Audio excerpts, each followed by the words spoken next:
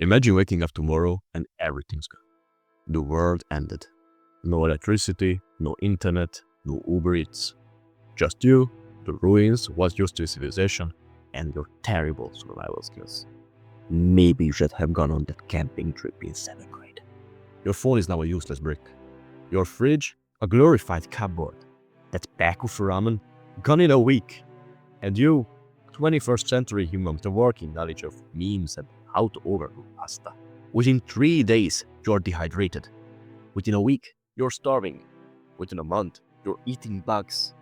If you're lucky. So, what now? Do we rebuild civilization or just figure out how to not die first?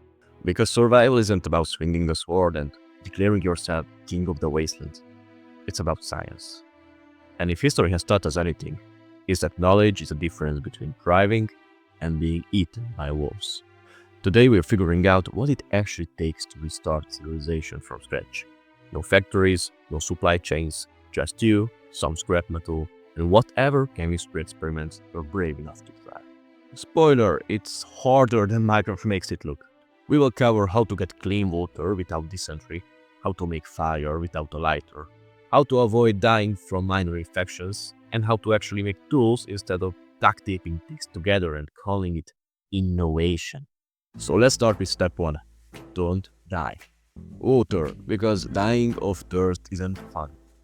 You can last 3 days without water, but realistically, you feel like dying after 1. And most water sources will kill you faster than dehydration if they're contaminated.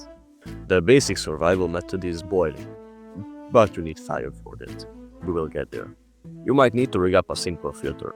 Find a bottle or something that you can use like one. Add a layer of charcoal, then a layer of sand, and toss in a bit of gravel somewhere for extra filtration. How to make charcoal? Leave. Also, did you know you could also drink your own pee? You shouldn't, but you can. Fire, because without fire you're just a slightly smarter ape. Early humans figured it out. You, however, might still be fumbling with matches. An easy method will be flint and steel, assuming you have it. A more primitive method is fireball drill, which will make you question your life choices. A more scientific method is a battery steel bull.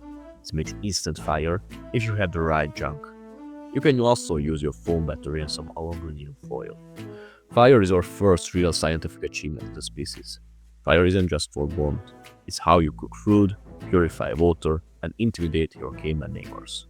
Food, hunting, fishing, and trying not to poison yourself.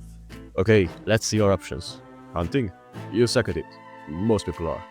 Fishing? If you have tools, maybe. In saltwater, fish can sometimes be eaten safe even raw, but don't try the same thing with freshwater fish.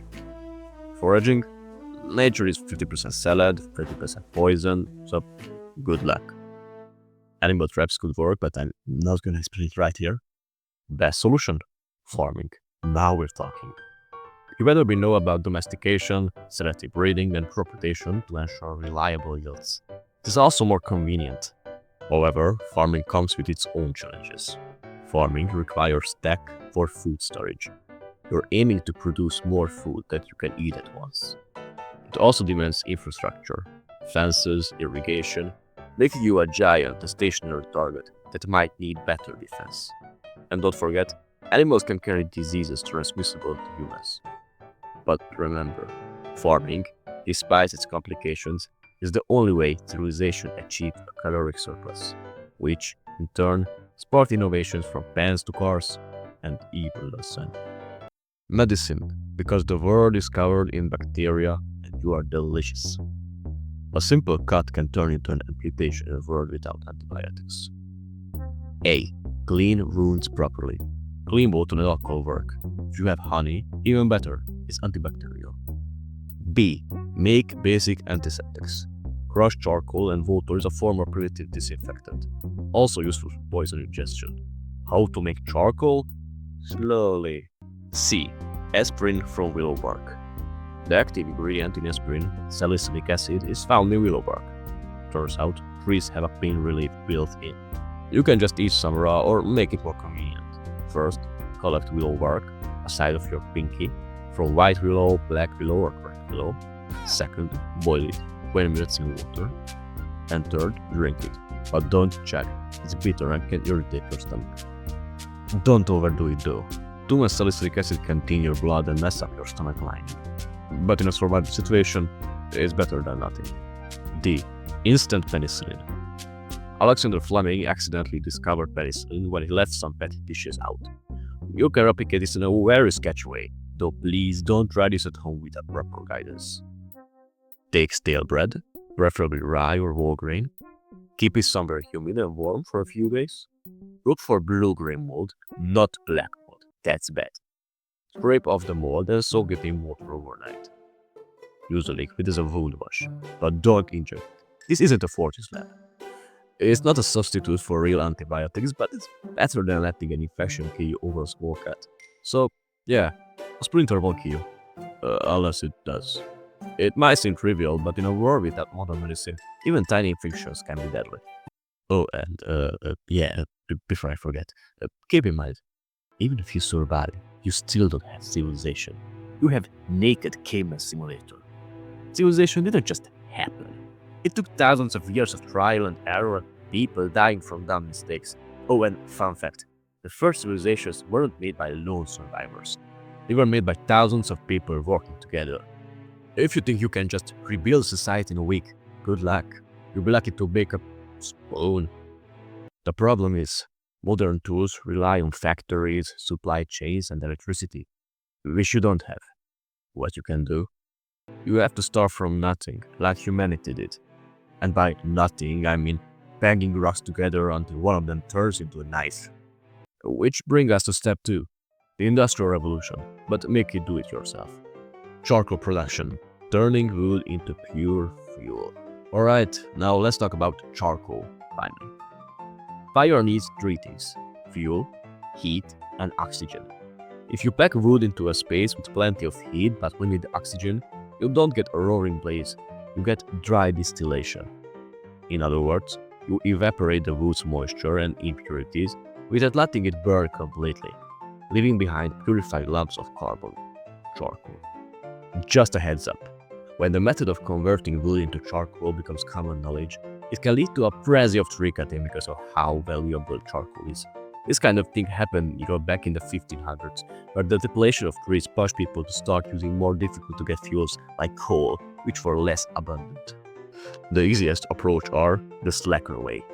Dig a hole, start a steady wood fire inside it, then add extra wood. Cover it about 20 centimeters of leaves and another 20 centimeters of soil. The fire smolders underground, and after a couple of days, you dig up your modest yield of charcoal. Easy but low volume and less pure. Remember, too much oxygen and you burn all your wood. Too little and the reaction won't complete. It's a delicate balance, but mastering this process means you will get the fuel needed to power your post-collapse world. Better for metal forging or generating heat. Metalworking, because you need tools and rocks won't cut it forever. We are not mining iron ore from the ground like medieval blacksmiths. We're scavenging metal like intelligent cockroaches. Step 1. Find scrap metal. Why do we use scrap metal? Well, after a collapse, easily accessible ore field is scarce, complicating your efforts to forge metal. Easiest way to get metal? Scrap yards, abandoned buildings, core wrecks. Step 2. Work metal without a factory. Step 3. Make tools like knives, arrowheads, nails, makeshift tools. Okay, work metal. How exactly? Please? Our ways mostly are cold forging, which is hammering soft metals like aluminium and copper like they hold us money. Primitive casting, melting and reshaping scraps with clay molds, and charcoal forges, which is basic blacksmithing without industrial tech. Clay, kilns and forges, turning mud into civilization. Alright, let's talk about clay because this stuff is basically nature's tactic from early civilization. Clay is fine-grained soil packed with aluminum silicates and, lucky for you, it's everywhere. Riverbanks, seashores and under topsoil. Find some wet clay. Great, it's sticky and moldable. Find some dry clay. Scratch it. If it crumbles to fine powder, congratulations, you just found ancient technology waiting to happen. But raw clay is dirty. To purify it, we have two methods. The hard way, which is dry it, smash it, sift it through a sieve, takes forever. And the smart way, mix clay with water, stir, let the heavier junk sink, pour off the clay water, let it settle, repeat. Faster, easier, less frustrating. Now, what can you do with clay? Everything. Step 1. Make a kiln, because campfires are lame. Clay hardens when heated. But if you want to fire pottery, smelt ore or forged metal, you need something hotter than a campfire. Solution: a kiln. A clay oven that traps heat and lets fire bricks, ceramics and even primitive glass. Just keep in mind, kilns are equal bricks, and bricks equal actual buildings. Congratulations, you're now playing Civilization on survival mode. Step 2. Build a forge, because metal beats rocks. A forge is basically a kiln's bigger, angrier cousin. Unlike kilns, forges stay open, and instead of baking clay, they melt metal. To make one, build a clay brick fire pit, add a bellows or air pipe, because more oxygen equals more heat. Burn hotter charcoal, not just wood. See the charcoal section. With a forge, you can heat iron until it's flexible, then hammer it into weapons, tools, or whatever else your survivalist heart desires. The trick isn't making perfect steel, it's making good enough steel that doesn't kill you when you use it. And just like that, the weird river mud has taken you from Stone Age to Iron Age. Not bad for some dirt. Third, steam engines, or well, you probably won't build one, but should know about them anyway. The invention of steam engines kickstarted the Industrial Revolution. From early steam-powered toys around 100 CE to water pumps in the 1600s, and then to steamboats and trains by the late 1700s, these engines transformed society. Sure, they clunky, but they were revolutionary. Alright, let's say you survived the first few months. You have food, water, fire, and metal tools. Now you start thinking, maybe I should bring back some real technology. Maybe I should build a steam engine. Here is the problem. You won't. Or at least not anytime soon. But let's humor ourselves for a second. What is a steam engine, really? Water expands and it boils, creating pressure. That pressure pushes a piston or a turbine. That movement generates power. Congratulations, you now understand 90% of steam engines. How will you actually make one? Step 1. Get a boiler. Scavenge an old water heater, metal tank or pressure-rated pipe. And then weld it shut, assuming you have the welding tools. Step 2. Make it hot. Burn food, charcoal or anything that burns. Step 3. Direct the steam somewhere useful. Attach a piston or a salvage turbine. Good luck finding one. Use that motion to turn a wheel, pump water or power something small. Will this actually work? Probably not. You'll be lucky enough to get a janky, barely functioning steam-powered fan. These dye steam engines are only about 20% efficient. Lots of energy gets lost as heat. But understanding steam engines is important. Because even today, most of our electricity comes from steam. We just don't burn wood anymore. We use coal, gas, or even nuclear power to boil the water. So what's the better alternative? Bicycle power generators? It's doable. Water wheels? If you have a river nearby. Hand cracks? Low power but reliable. Solar heating? Slow but functional. The point is, you don't need a steam engine right away. But if civilization is ever going to advance beyond guys fighting over canned beans, someone will need to build one eventually. Just probably not you. But if you can figure out how to build a simple steam engine without blowing yourself up, you're well on your way to restart civilization. One cog at a time. So, let's say you survive. You have food, water, fire, medicine, tools, even maybe steam engine. You're basically started history. But should we even rebuild civilization? Wasn't the wall system kind of broken? Civilization brought laws, medicine, technology, but also war, pollution, and existential dread. Maybe we don't need cities, governments, and 9-to-5 jobs. Remember the challenges of farming and animal domestication? Over 60% of human disease originates from close contact with animals. Think anthrax, Ebola, plague, salmonella, listeriosis, rabies, and the ringworm. Maybe we could build a better society this time. Or maybe we just end up right back where we started, arguing on Twitter but with more spears. Maybe we should live simpler lives, closer to nature. Maybe nature was right all along. Maybe we should just embrace the chaos. But there's a chance that humans are wired to build societies even when they inevitably collapse. Maybe we are just really bad at being human. Alright, fine. Let's assume we do want civilization back. I mean, hey, it's not all bad. The fact that we can rebuild civilization at all proves how powerful human knowledge really is.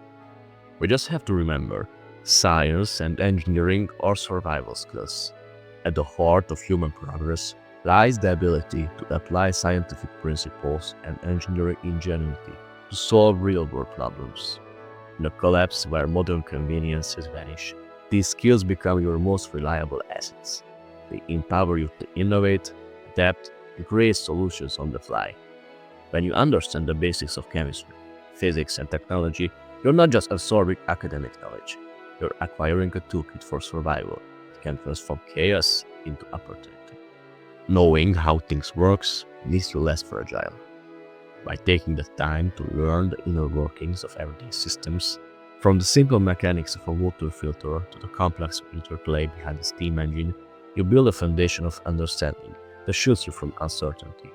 This knowledge gives you the confidence to troubleshoot and repair, turning potential vulnerabilities into strengths.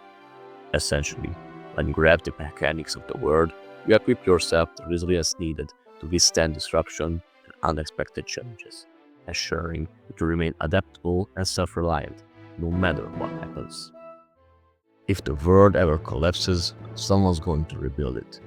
Might as well be you. In a scenario where civilization crumbles, the rebuilding process will fall to those who possess both the knowledge and the initiative to innovate under pressure. Rather than waiting for others to step in, mastering survival science puts you in a position to lead the restoration of a broken society.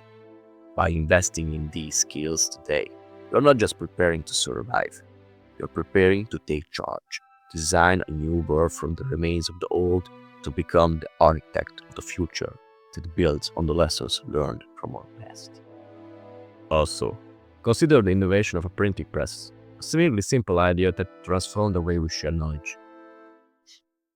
Science and engineering aren't just about surviving. They're about learning from the past to build a better future.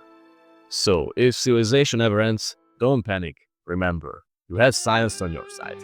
It only takes one person to restart it all, preferably someone smarter than you or me. And if science fails, well, enjoy your time as a caveman, I guess. If you like this video, then click on the like button, subscribe, and click on the notification and comment. You can even consider supporting me on Patreon. I will put your name somewhere visible if you can Patreon. Just imagine it, your name in my video. Cool, isn't it? So, see you in the next one, if the world still exists by then.